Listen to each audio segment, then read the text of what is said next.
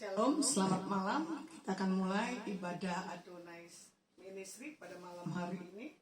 Mari kita satukan di dalam doa. Tuhan, terima kasih buat kasih kebaikan-Mu bagi setiap kami. Kau berkati, Kau urapi, biar segala hal yang terbaik kami akan melihat dan kami akan buat sesuatu hal yang berbeda dalam setiap kehidupan setiap kami.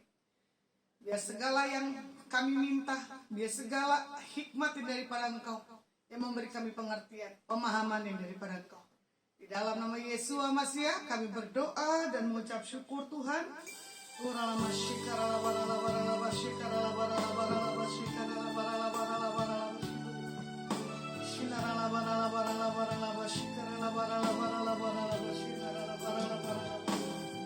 Terima kasih Bapa, terima kasih Yesus, terima kasih Roh Kudus, terima kasih Tuhan, terima kasih.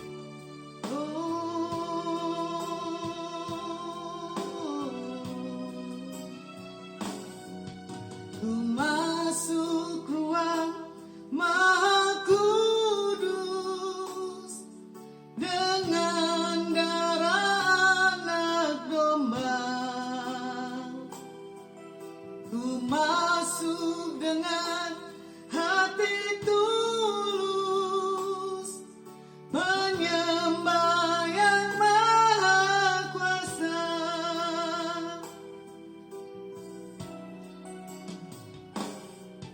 Ku masuk ruang Maha Kudus dengan darah anak domba. Ku masuk dengan hati tulus menyembah yang Maha Kuasa.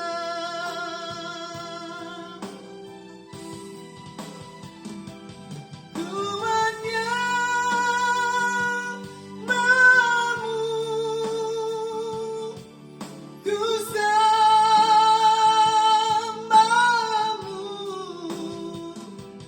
ku menyembah-Mu, ku sembah-Mu, sebab nama-Mu kudus, kudus Tuhan. Olalabaya sinaralabalama, sebab Engkau kudus, Engkau mulia dan agung, Engkau besar, Engkau dahsyat, Engkau ajaib. Oh haleluya, haleluya. Sinaralabaya sinaralabalalabalalabalabaya sinaralabalalabalalabalalabalala. Ku masuk ruang Maha Kudus dengan darah anak domba.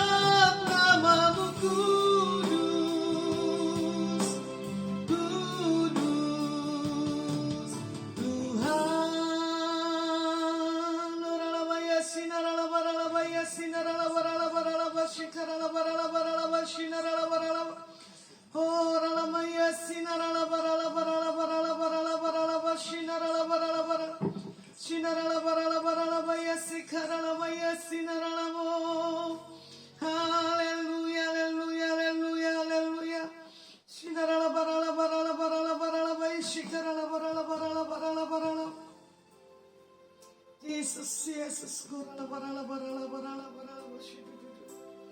Karala barala barala barala bashi. Karala barala barala barala barala bashi. Karala barala barala. Oh, rala bashi. Karala barala barala barala barala barala bashi. Karala barala. Shinarala barala barala bashi. Karala barala barala barala bashi. Karala barala barala. Oh, rala bashi. Karala barala barala barala barala bashi. Karala barala. Shinarala barala barala barala barala barala ba yesi karala barala barala barala barala barala barala bashi. Oh, hallelujah, hallelujah, hallelujah. Shinarala barala barala barala barala bashi. Shinarala barala barala barala barala barala bashi karala barala. Korala bashi karala barala barala barala barala barala barala barala barala bashi narala barala. Shinarala barala barala barala barala barala barala bashi narala barala. Barala barala barala barala barala barala barala bashi narala barala barala barala bashi. Thank you, Jesus. Yes. Banyak perkara yang tak dapat ku mengerti. Mengapakah harus terjadi di dalam kehidupan ini? Satu perkara yang kusimpan dalam hati, tiada satu pun yang terjadi tanpa Tuhan peduli. Tuhan mengerti, Tuhan peduli segala persoalan yang kita hadapi. Takkan pernah dibiarkannya ku bergumul sendiri, sebab Tuhan mengerti. Oh Jesus, barala bashi karala barala barala barala barala barala bashi karala barala barala. Shinarala barala barala barala barala barala barala barala barala. Shinarala barala barala barala bashi narala barala barala barala bashi narala barala barala. Satu perkara yang kusimpan dalam hati, tiada satu pun yang terjadi tanpa Tuhan peduli. Tuhan mengerti, Tuhan peduli segala persoalan yang kita hadapi. Takkan pernah dibiarkannya ku bergumul sendiri, sebab Tuhan mengerti. Tuhan mengerti, Tuhan peduli segala persoalan yang kita hadapi. Takkan pernah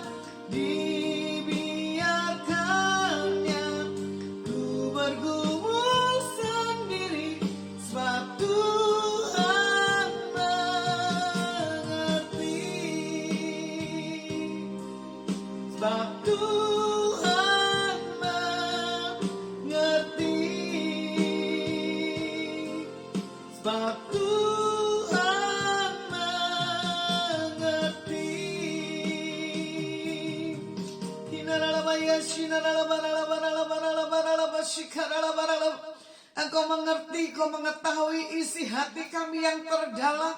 Sungguh kami bersyukur, kami bangga punya Tuhan dalam setiap kehidupan setiap kami. Tuhan, kami akan membawakan dan melihat bahwa segala yang terbaik yang daripada Engkau akan kami terima dengan iman. Urapi dan berkati hamba-Mu dan akan menyampaikan isi hati-Mu dalam nama Yesus Masiah. Haleluya. Amin. Selamat malam. Hari ini kita akan belajar tentang kebenaran firman, yaitu tentang firman-Nya hamba kebenaran. Ya, bagaimana tentang hamba kebenaran di Roma 6, 17 dan 19. Ya, nah di sini dikatakan apa? Tetapi syukurlah kepada Tuhan, dahulu memang kamu hamba dosa, sekarang kamu dengan segenap hati telah mentaati pengajaran yang telah diteruskan kepadamu. Kamu telah dimerdekakan dari dosa dan menjadi hamba kebenaran. Aku mengatakan hal ini secara manusia karena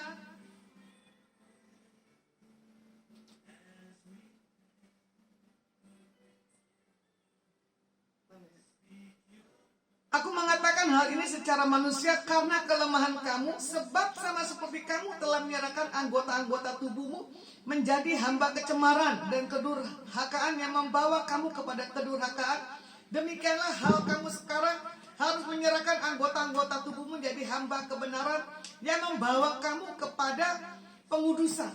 Ya, bagaimana di sini tentang hamba kebenaran di Roma 6, ya kan, perikopnya tentang dua macam perhambaan. Ya, nah di sini kita melihat bagaimana kita di bawah satu hukum Taurat, tetapi kita mempunyai kasih karunia yang daripada Tuhan.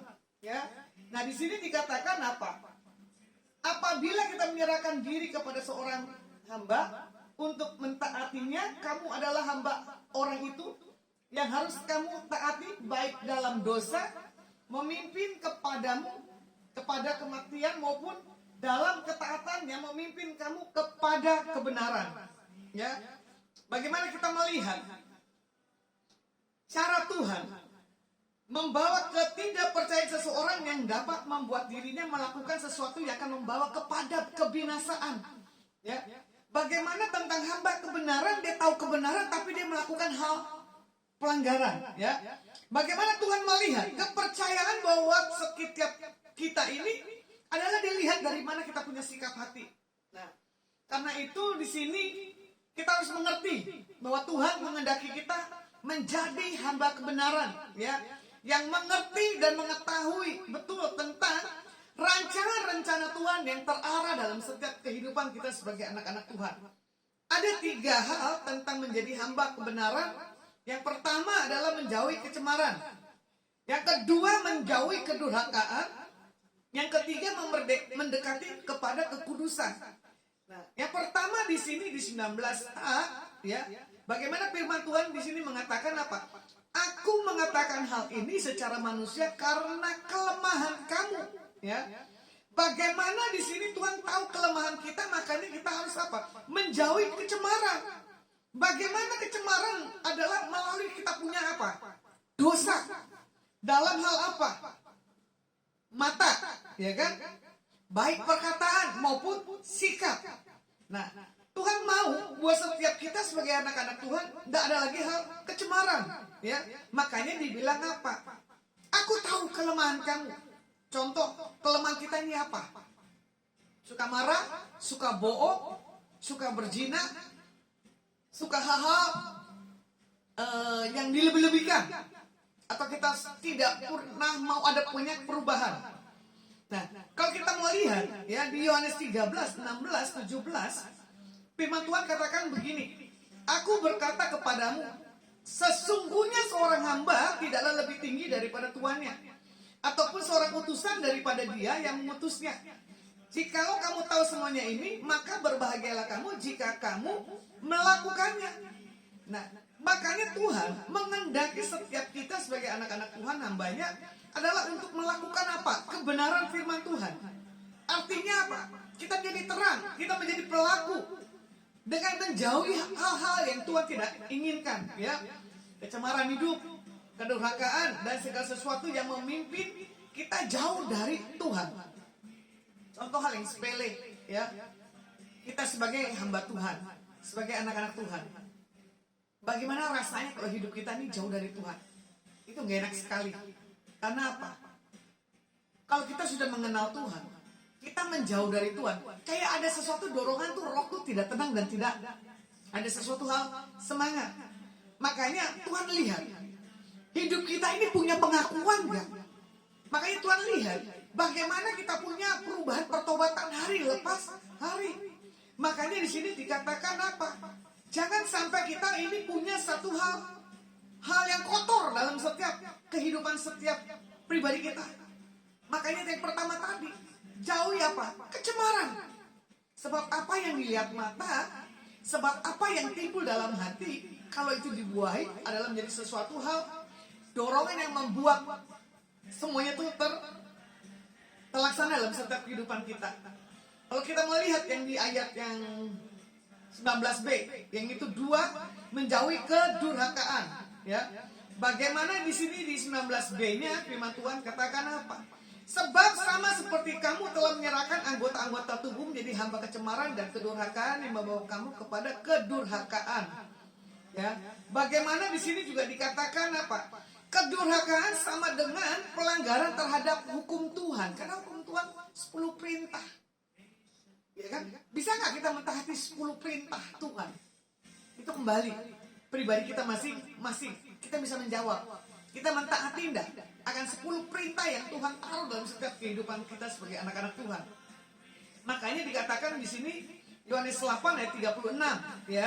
Jadi apabila anak itu memerdekakan kamu, kamu pun benar-benar merdeka. Jadi orang-orang yang di dalam Tuhan, kalau dia tidak punya satu hal kemerdekaan dalam hidupnya, itu otomatis dia menjadi apa? Budak dosa. Karena apa? Kompromi. Karena apa? Tidak mau diubahkan hidupnya di dalam hari lepas hari. Makanya di sini firman Tuhan katakan apa? Jangan lupa perkatakan firman Tuhan pagi, siang, dan malam. Bahkan apa? Renungkan. Kalau kita merenungkan, kita membaca firman Tuhan, itu otomatis ada tanda dalam setiap kehidupan kita sebagai anak-anak Tuhan. Ya. Bagaimana tadi ada satu hal, ya, saya melihat ada sesuatu hal perayaan syukuran.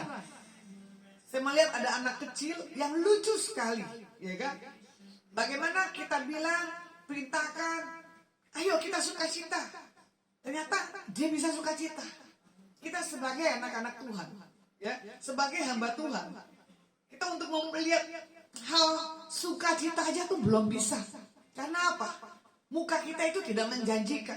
Kalau orang yang punya kebenaran, wajahnya adalah wajah yang menjanjikan, bukan wajah pergumulan. Kita hidup bukan karena apa? Perbudakan. Kita hidup karena apa? Kemerdekaan. Makanya kalau orang-orang yang dimerdekakan, hidupnya itu apa? Bebas. Kerasa kok, kelihatan kok.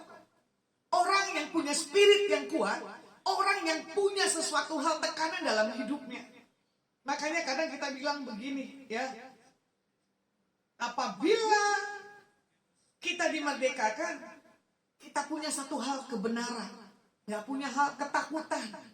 Karena apa? Ada Tuhan yang menyertai, ada Tuhan yang membuat kehidupan kita itu sangat berbeda. Nah, makanya di sini juga dikatakan, ya kan, di Yohanes 8 ayat 36. Jadi apabila anak itu memerdekakan kamu, kamu pun benar-benar merdeka.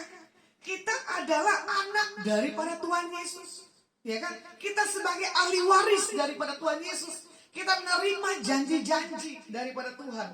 Makanya apa? Marilah kepadaku semua yang letih, lesu dan berbeban berat. Jadi kalau orang datang kepada Tuhan, bukan dengan kekuatanku, ya kan? Ku jalani hidup ini tanpa Tuhan. Makanya hamba kebenaran adalah selalu kehidupannya mempunyai satu passion, yaitu kerendahan hatian. Hamba ini adalah seorang budak yang tidak punya sesuatu hal kuasa apapun kecuali Tuhan yang kita tinggikan, Tuhan yang kita agungkan. Makanya dibilang begini, jadikan ku hamba yang setia dan berkenan kepadamu. Itu yang kita harus punya miliki sebagai hamba kebenaran. Nah, yang ketiga yaitu di 19C. Di sini firman Tuhan katakan apa? Demikianlah hal kamu sekarang harus menyerahkan anggota-anggota tubuhmu menjadi hamba kebenaran yang membawa kamu kepada pengudusan. Ini akhir-akhir daripada zaman. Nah, Tuhan minta kekudusan adalah terpisah. Kita disucikan dan kita dibersihkan. Berarti kekudusan adalah menyangkut tentang kehidupan pribadi kita. Dulu kita hamba dosa, sekarang kita hamba daripada Tuhan. Kalau kita dulu hamba dari dosa, lakukan kebohongan itu hal yang biasa, ya kan? Mencuri itu hal yang biasa. Contoh tadi ada kesaksian, ya, ada di rumah sakit mana saya lupa.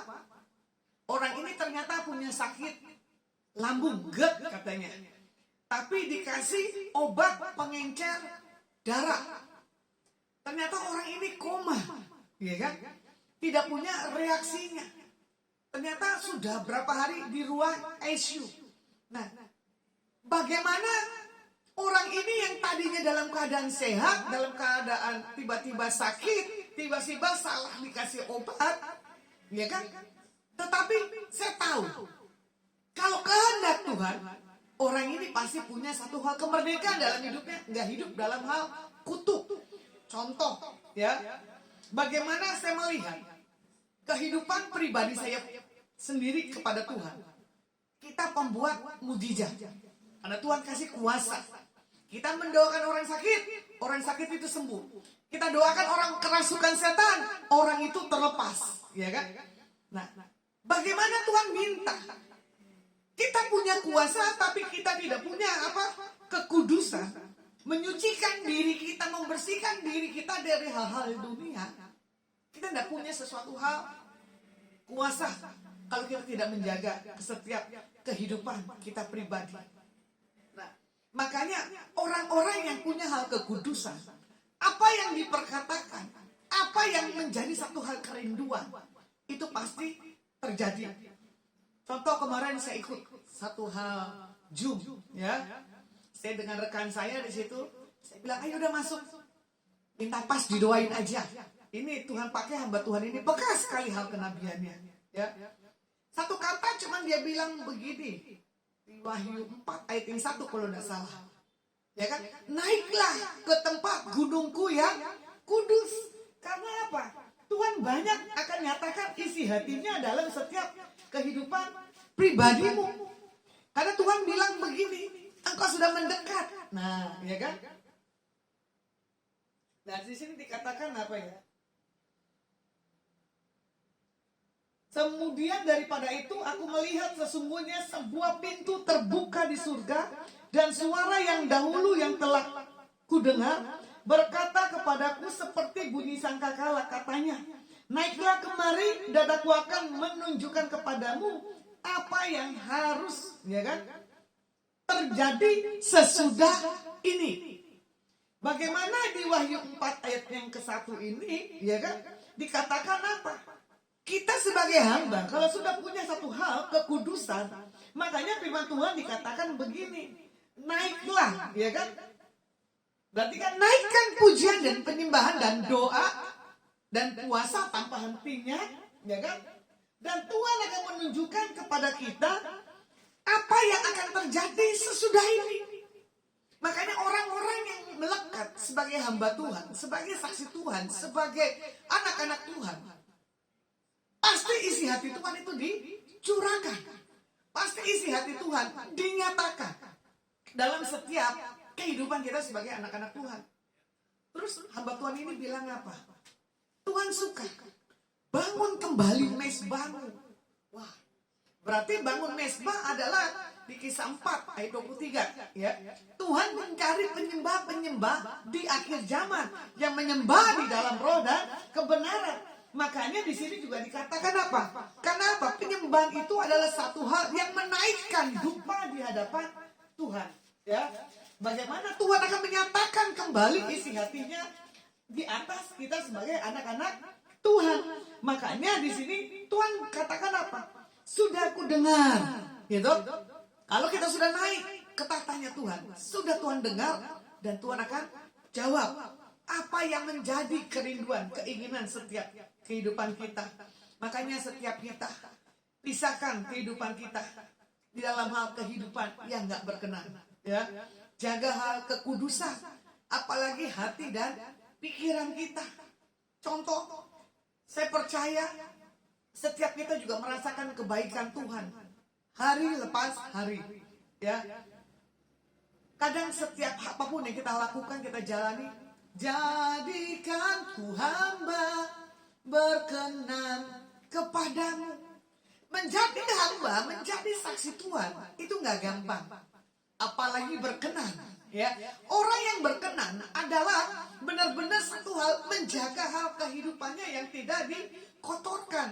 Makanya di sini di 1 Tesalonika 5 ayat 23 firman Tuhan katakan apa?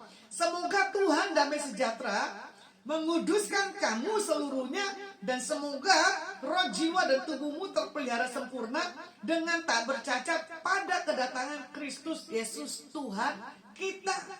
Tuhan sudah persiapkan, ya, bahwa kita harus punya satu hal, damai sejahtera, supaya apa? Roh, jiwa, tubuh kita ini, ya kan, sempurna di saat Tuhan menjemput kita. Makanya Tuhan tahu, ya, bagaimana kita dapat memaksimalkan seluruh potensi kita di dalam Tuhan, di dalam rencananya. Makanya segala perintah apa yang Tuhan tetapkan dibuat untuk kebaikan setiap kita, anak-anak Tuhan. Bukannya dibuat satu hal terpenjara. Hamba, ya kan, seperti hamba yang berkenan, berarti hidupnya benar-benar dijaga, ya. Berarti hidupnya adalah yang menjauhkan dari segala apapun juga. Makanya di sini dikatakan kita ditentukan untuk hidup di dalam hal kekudusan. Jadi orang yang benar-benar mengenal siapa pribadi Tuhan, itu adalah orang yang menjaga sikap hatinya di hadapan Tuhan. Makanya di sini dikatakan apa? Pada dasarnya manusia itu harusnya suka yang bersih, bukan yang jorok. Makanya kadang kalau kita melihat satu hal, contoh makanan yang jorok, mau nggak kita makan? Pasti kan nggak mau. Pasti pada intinya apa? Nanti sakit perutnya, ya kan? Makanya di sini juga dikatakan kalau orang yang bersih, ya kan, segala sesuatunya akan menjadi lebih baik. Dan kita akan melihat bagaimana pada dasarnya kita ini tadinya hamba dosa, ya, hamba yang benar-benar anak-anak hidup di dalam hal kutuk. Tapi kalau kita sudah menjadi satu hal pengenalan kebenaran akan Tuhan, kita akan tidak lagi kompromi kepada hal-hal yang dunia. Karena apa? Kita sudah menjaga dari setiap hal-hal yang kotor.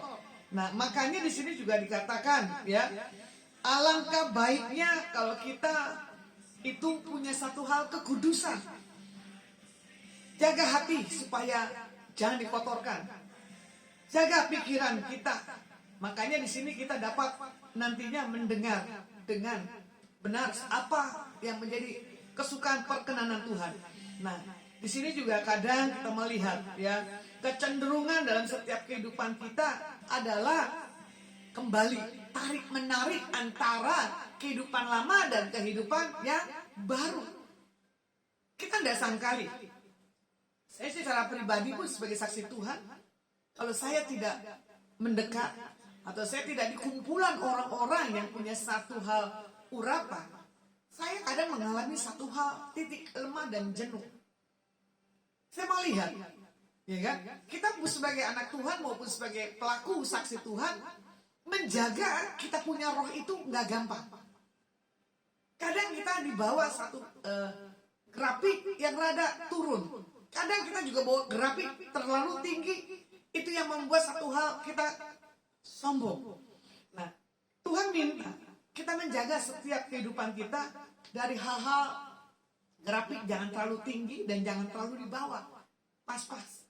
Saya melihat hari-hari ini Tuhan tuh bawa saya tuh tidak terlalu banyak punya segala hal aktivitas. Ya, cuma saya bilang begini, bersyukur kalau saya dibawa Tuhan punya satu kedalaman di dalam saya naikkan pujian dan penyembahan.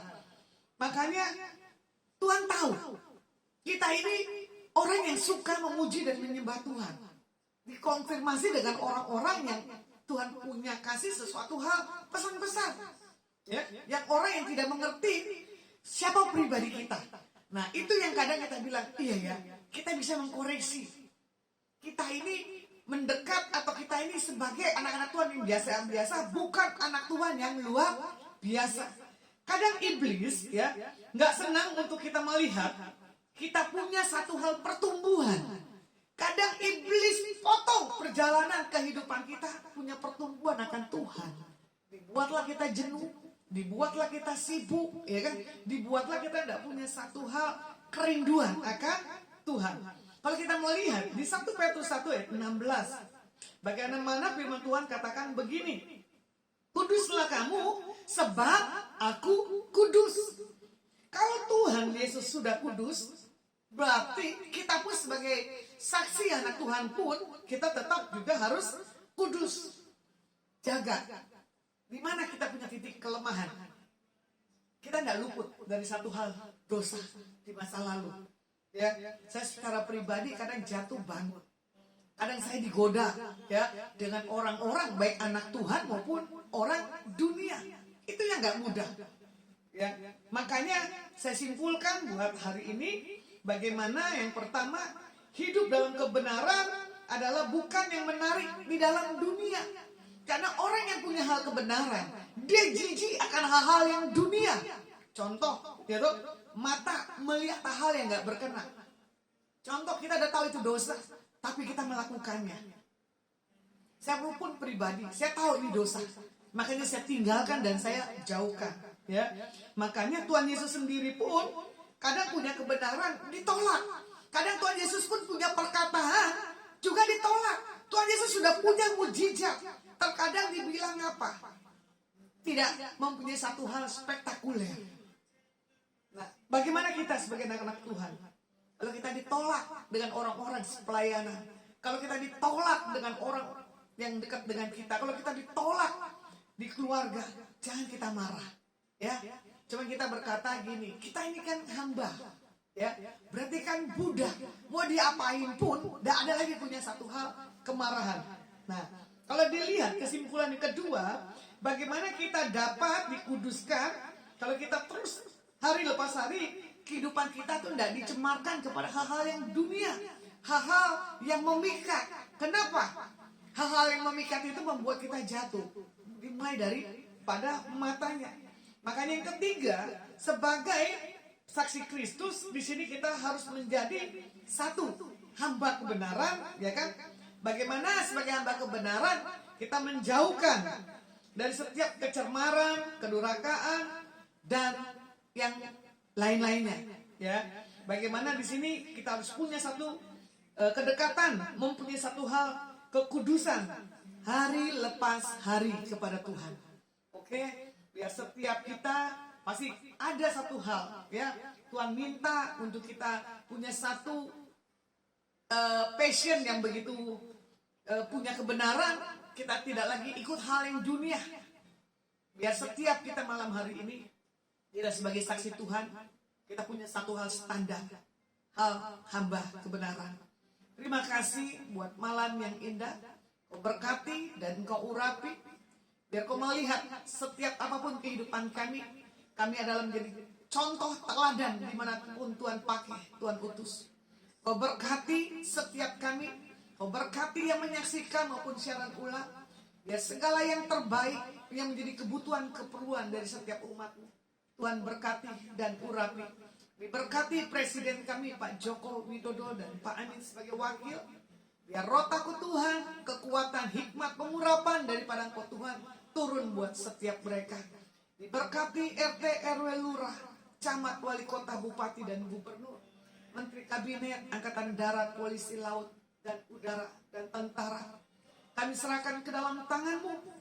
Biarlah tuntunan, takut akan Kau ada di atas setiap mereka.